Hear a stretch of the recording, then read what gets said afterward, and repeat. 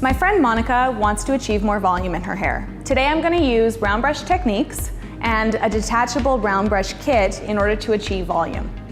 I've already gone ahead and prepped Monica's hair with a volumizing spray and a heat protector. The second step is to consider what size of barrel that you want to use. The larger the barrel, the less curl you'll achieve, but you'll get maybe more lift. With Monica, I know I'm gonna stay somewhere between this size and this size here. If I go too big with the barrel size, her hair will actually fall flat. So I want to use something that is a little bit smaller.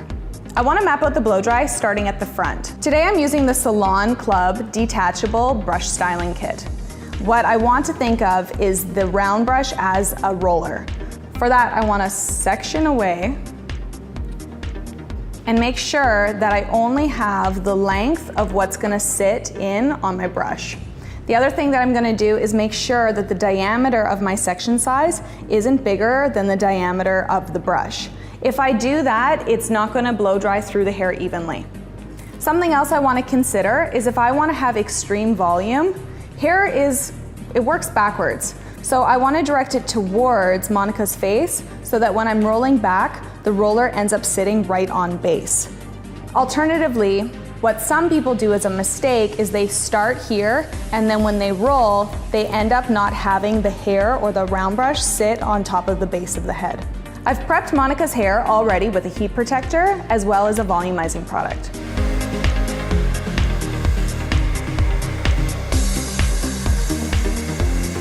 And this is the fun part. From here, I'm gonna take a clip, and then with the detachable brush, you just slide it off, and that's gonna stay in place.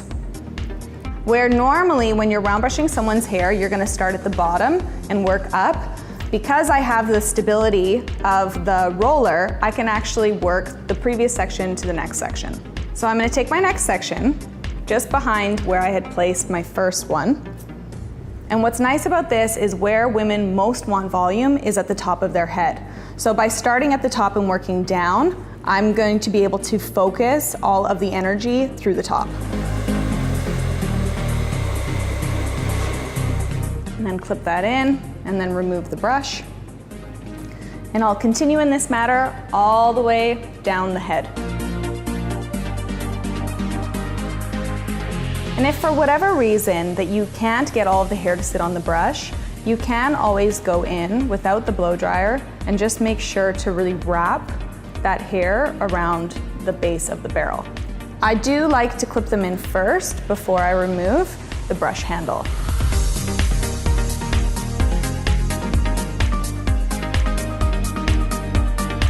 Now that all of the brushes have cooled, I'm going to remove them from Monica's hair.